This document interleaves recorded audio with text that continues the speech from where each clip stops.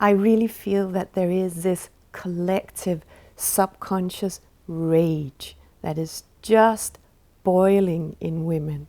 And it's coming up in so many ways. We see in the media and what's going on is this unowned rage that comes up in many different ways. And on one hand, it needs to come out. We need to clear it. It needs to be expressed. It needs to be acknowledged. On the other hand, it's not enough. This is breaking the ice so that the next step of evolution can, consciousness can start coming through. And that's what I'm lacking in women. It's really to take responsibility for what we do as women, in our manipulation, in our seduction, in our control. And it's so easy for women to say, but that's just because we're angry and men did this and patriarchy. But it's such a lack of responsibility. And this women really need to know. Because we could look at, say, Me Too, which has been kind of ongoing for a long time and is still a massive force. Yeah. And we can say that it's brought up a lot of male shadows. It's shown up a lot of male behaviour that is just inexcusable, should not happen, and it's certainly, you could say, started as a positive thing, but then you also have, like, there's perhaps a danger of it slipping into a very simplistic narrative of men as only aggressors, women as only victims. Is that something that you're worried about? I'm very worried about that, because what it feels like is it has displayed the male shadow, but who talks about the female shadow? The rage that women are expressing blindly and projecting onto whichever situation and whichever man that they can. This is where women need to step up and take responsibility and stop blaming men. It's pointless. We need to transcend this. We can't solve this problem from the same level. We need to transcend and look at, how am I adding to this dynamic as a woman? Because we are co-creating it in perfect harmony. If women are angry, we absolutely need to take responsibility for getting ourselves to another place. I mean, that's the kind of shadow work, is the acceptance that we all have shadows, that men certainly have a shadow. There is a shadow around masculinity, but there's also a shadow around femininity. And while part of the cultural conversation now is toxic masculinity, and everyone knows what you mean by toxic masculinity, if you talk about toxic femininity, everyone still knows what you mean, but you can't have that conversation, which is, it's interesting what is allowed to be said and what is not allowed to be said at the moment. And that I think is very dangerous, that certain topics, certain conversations are off limits. Yeah. And this is where we see the victim persecutor dynamics activated, because women become the victims, and we make ourselves the victims, and we persecute men, but in that aggression, in that rage. And when we're the victims, we are in perfect control. We become the persecutors because we say it's all about blame.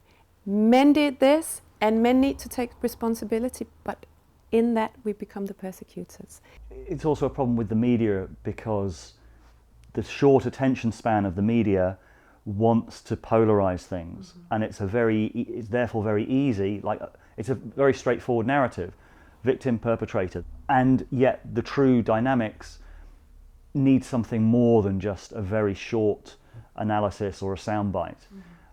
It needs to be unpacked over time, and it's easily taken out of context, which is why it's such a hot potato for the media to handle, I think. Yeah. It's a very, very old story about, you cannot say to a woman in the public debate, take responsibility for what you're doing, take responsibility for the role that you're playing into. And I want to talk for a moment about the President's Club. I don't know very much about the details, but I think that women in this country, when we enter the room, we have an absolute right to put up a boundary. We have an ability to put up a boundary and say, I'm not going to play this game. I'm not going to co-create these antagonism between men and women. I'm not going to co-create this patriarchal structure and be a victim. If I'm working in a bar somewhere and someone is groping me, I have the responsibility and the right to say, stop it right now, go to my manager, have that person kicked out, or walk out of the room. No one needs to be a victim. And this is what women just simply don't want to hear. They don't want to take responsibility for. We are co-creating it. We like being the victims. We like blaming men instead of doing our own work and say, what am I getting from this whole seduction, control, manipulation? I get power, the power of the victim. And it's the easy power, it's a cheap power, and it's not long lasting. We really need to have this conversation in a balanced way. Because I started teaching men's work maybe a year ago or so, and the biggest reason for that was I could see a need for it individually and among a lot of the men that I know, but also because culturally it just felt like this was a time where men were being challenged to step up, to evolve as men, to integrate our shadows, to be confronted with sort of the negative traits of masculinity and to integrate them and move forward. But I know that some people might look at men's work and say, oh, it's divisive. What you're doing is kind of perpetuating the patriarchy, for example. What do you think of that as a criticism? It's a really good question, because in my experience when I work with men and women, for me it's very obvious that women really relate to self-development and to going deep emotionally in themselves, where I feel men are more vague or not as on it. And it might be that I'm a woman and that men want more kind of safe environments where there's only men to do that. But I feel that men have been somehow lacking in really engaging with their own personal development, really taking responsibility for their belief patterns, for their emotions, for how they show up in the world. And in my work, I feel that I'm going deep in womanhood. What does it mean to be a woman? This is what interests me. This is what I'm passionate about. It's about the deep feminine. And women are drawn to that. So many women come to me and say, thank you for showing up in the world like this. Now I'm getting a sense of something that I haven't had it modeled. You know, in my therapy practice, we talk a lot about childhood and how are your parents, and so few women have had modeled a healthy feminine. So that's what I'm passionate about. But in that work, I feel I've gotten to a point in my life where I'm thinking, where's the men? I don't know about men. I don't know what's going on for them. I can't feel them. I don't feel they're showing up. I know I'm talking very general, but this is what I feel. It's a lack of willingness to show up with a woman that is present. And this is what I'm missing. This is why I feel men's work is so important, because women are trying to do their work, and there's a lot to do still. I really want to admit that. But men need to show up. And right now, there's one man here and one man there, but most men out there are boys still. And I'm sad to say it, but I feel it. And most women are girls. So on both sides, we have so much work to do. I'd always found men's work really helpful. Like, I'd done a lot of self-development work, but what I really found with the men's work was that landing in my masculinity, landing with other men, feeling comfortable in myself around other men, healing those wounds, then really allowed me to meet women on from a much more grounded place. And I found my relationships with women improving with the amount of men's work that I've been doing. And so I really wanted to start leading men's work and bring that kind of work to other men. And then my background as a journalist, I'd always been very interested in kind of following the media. And then I saw those same dynamics playing out in the political sphere. The Trump-Hillary election was just so clearly, from my perspective, that we're so desperate for genuine masculine values. and so missing them, that somehow some strange caricature and facsimile of genuine masculine values people are voting for, and suddenly this guy who's a boy pretending to be a man is the most powerful man in the world. So these dynamics are playing out in all of our lives, and then on the wider scale. It's quite astonishing to see that. I think that was perfectly highlighting the sickness of postmodernism, that we needed to smash the values. So postmodernism is a good thing, but we cannot stay there. We've smashed the values. No one knows what it is to be a man, and no one knows what it is to be a woman. And we see these caricatures. We see someone stepping up and doing something. Oh, let's go that way, because we've lost ground. Men have lost ground. Women have lost ground. We're calling for a more empowered feminine. That's like in the world. Oh, patriarchy, now we need to call in the deep feminine. But what about the masculine? We see an absolute caricature of a man being so powerful in the world, because it's exactly where we are. If we don't change, this is what we get. So it's a very, very healthy lesson for the world to see. If we don't start changing, this is our future. We've arrived to that future. What are we going to do about that?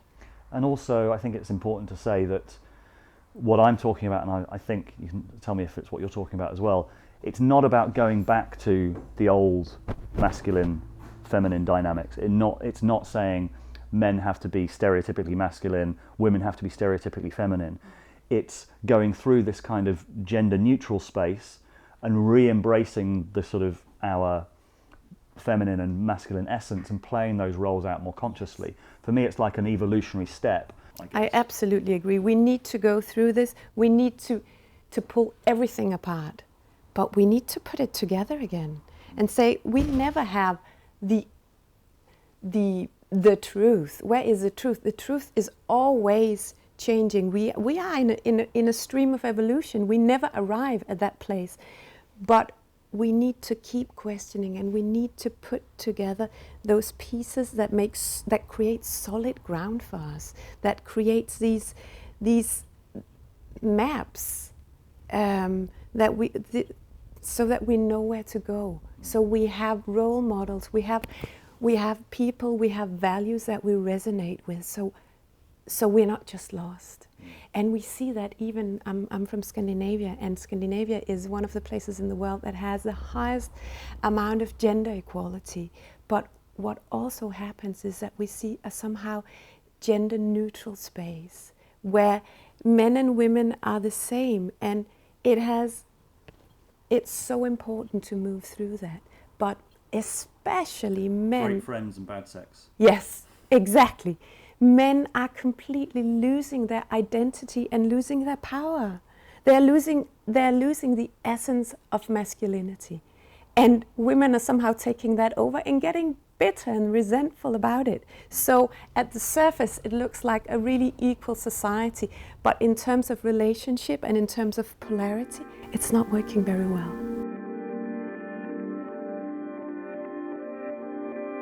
You watched the Jordan Peterson, Kathy Newman interview. What did you think? Ooh, my whole body contracted, and I felt so sad for womanhood. I felt disappointed, and I could see how the shadow part of womanhood was acting out. I could see how the collective rage was acting through Kathy Newman. And this is what happens, is that when that's unowned, it's projected blindly onto wherever it sticks.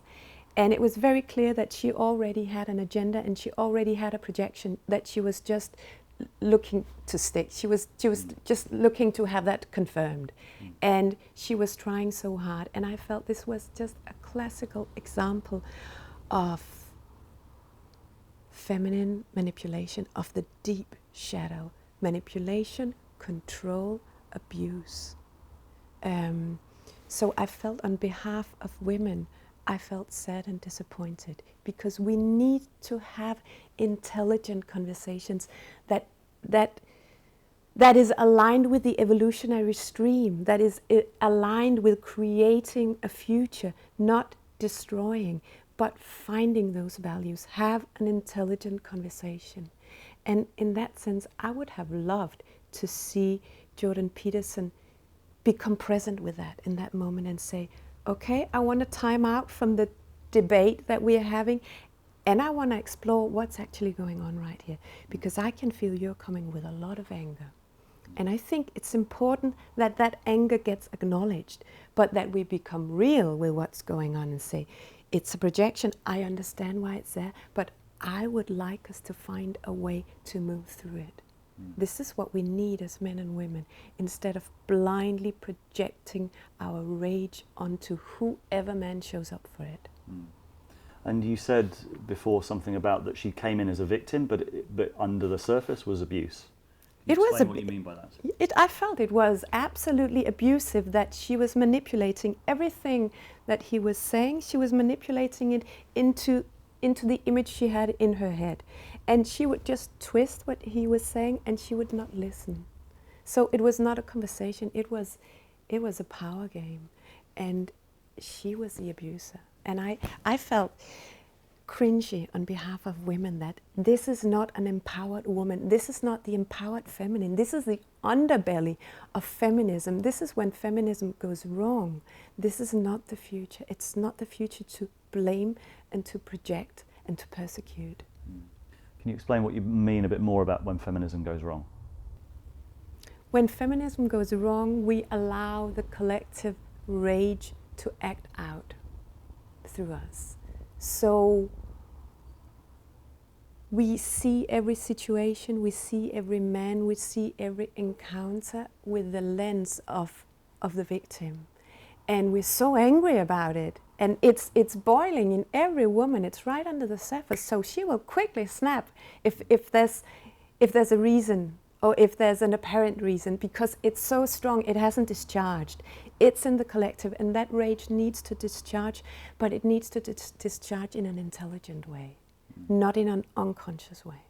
And you said before that rage is often directed at men not showing up. I'd say it's two-way, because yes, it's targeted at men not showing up, or they are causing it, but it's very often projected out to men that are actually trying to show up, that is actually engaging with women and actually talking about these things. So that's because then we bring up this topic, and then it's so easy for women to tap into that collective pool of rage, and it just comes out. And it's also very difficult as well, because one imagines that combative attitude is something that has served her well in the past, and it's something that she's maybe felt forced into because of the nature of the society that she's operating in. So it's a kind of catch-22 situation for many successful women, because they feel that they're pushed to be more masculine. Yeah. And then when they're more masculine, they get judged for being more masculine. Mm-hmm. It's very sad. And I can see that dynamics being played out, absolutely. But I think the only thing we can do is to take responsibility and say, okay, I'm doing that. Do I really want to compromise my femininity? Do I want to compromise my integrity? Do I want to compromise my gender and play that? Or is there another way that I can be powerful without being aggressive, without playing a power game, but resting in my natural power, resting in my natural dignity, resting in that deep rootedness that we both have in our genders, that when we are at peace with that and when we acknowledge it in ourselves, it's there as a natural thing. And this is the thing, I don't want to make this personal about Cathy Newman, because it's in that potential is in every woman, but it's because we are persecuting our own femininity. What's being played out there, we're doing it to ourselves because we don't trust that it's good enough to be a woman. We don't trust that we can have conversations that come from a felt, embodied perspective. We don't trust that we're connected to truth, because these masculine ways have been very strong, and women have been denying their own power. And I also want to say that this isn't, even though the specific example is the Cathy Newman Jordan Peterson interview, it's not specific to Cathy Newman. I think the fact that interview has resonated with so many people, that it's been so popular, shows that actually something archetypal was going on in that interaction. Absolutely. And I think as well, why it's gone viral is a lot of people watching it recognize those dynamics. They're like, I've been in conversations like that. Yeah. I've been in this conversation where nothing I say works, where nothing I say gets through. Yeah. So there's something sort of fundamental about the masculine-feminine dynamic that's going on in there. What do you think that is? I think Jordan Peterson, he's every man. Kathy Newman, she's every woman. I can tap into that rage like this. I know it in myself. And women that say they don't, they're just denying it, because it is in the collective.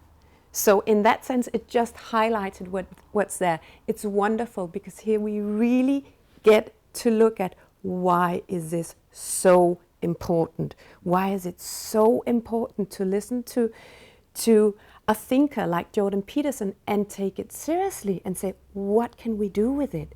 It's just so obvious that it's needed, because if this is where we are, if this is where society and culture is, if this is the ability to have an intelligent conversation, then we are in trouble. In the interview that I did with Jordan Peterson, he said that the animus-possessed woman, which is the woman who's sort of in her masculine side as a kind of defense for the feminine side, sees every man, or project onto every man, the patriarchy, the tyrannical king. And the way out of that is to see it from a Jungian perspective, that the masculine archetype has both sides. The masculine archetype is both the tyrannical, senile king and the benevolent father at the same time. And so they're multi-layered, and you can see either side in any man. Yeah. But the animus-possessed woman only sees one side. And that is the patriarchy, that is a tyrannical system, that is something that just needs to be destroyed. Yeah. Does that make a lot of sense to you? I feel that's precisely what's going on. It's this blind projection that makes every man in a situation, it makes it into an image. So and that image is where all the rage can go. So I would absolutely agree with that. But another thing I want to say is that rage that is just waiting for an outlet also is important information in the sense that it needs to be heard, it needs to be acknowledged, and it is also there because women haven't found a way to be in our power, which is not necessarily the way of the mind and the way of having an intellectual conversation about something. It's about coming back to the body, and it's about coming back to feeling the energy of what's going on and really trusting that we know in our body a deep truth that cannot necessarily be met or acknowledged in an intellectual conversation.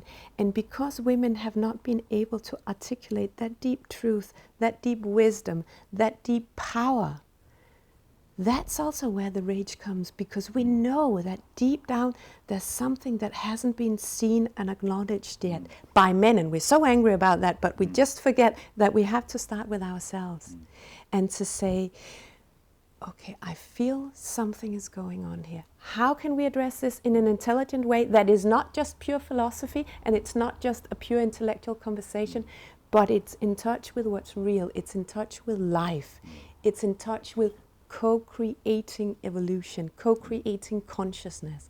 And we can't do that only in an intellectual conversation where we're just arguing against each other's shadows. It's not real. It's disembodied. It's completely, it's yes. An ideological conflict. Yeah. That reminds me of something that I've heard before, that men test ideas and women test men. And there's some truth in that from what you're saying. It's like, because women know on a deeper level than men. And women know when men are out of alignment on a much more deeper level than men often do. Yeah. And so there is something about women's embodied way of knowing, and a genuine. It's essential for women to test men. It's like, so how aligned are you? And that, I think, is what is playing out on the wider culture. The excesses of feminism, you could say, are men being tested on an epic cultural level to show up, to grow up, to acknowledge our shadows, and to be present. Yeah. And that is maybe, that's the evolutionary step that we need to see, but then also, like you're saying, women need to acknowledge their shadows as well. Yeah. But I think that was playing out perfectly in the interview, in the sense that Kathy, she just got more and more angry. And the reason why, what was missing out was the masculine being present with her and feeling her. Instead of just meeting her with the mind, because that's going to feel overpowering if you're in your emotions and in your body. Instead of being really present and say, I feel your rage. I understand it. So that's where we can start moving on, because the feminine will feel seen, she will feel respected in that embodied truth, because yes, women have something to be enraged about, for sure. And we need that to become real and not to just become a power battle. So yes, women test men to call them into presence and embodiment. And just an intellectual conversation is not enough. It's just going to keep stirring up the rage. So we need to find a way to have that conversation where both the body, the deeper wisdom, the deeper intelligence, and the mind is there present on both sides. That's what I mean about having an intelligent conversation. It's not just a conversation of the mind, it's a conversation about what's real, what's aligned with life. And that's a whole different conversation. It's a different way of communicating. So that's what Jordan Peterson could have done better in that interview, is just to have said, I can feel where you're coming from. I think that could have changed the whole energy, the whole dynamic, and it could have moved it forward. But it's impossible to move it forward when we're both in battle mode. So yes. If you want a more direct experience of some of the topics in this film, Rebel Wisdom is running workshops for men to grow up and show up more in the world. Check the website for more great films, such as the first full-length documentary on Jordan Peterson, and for details of our upcoming events.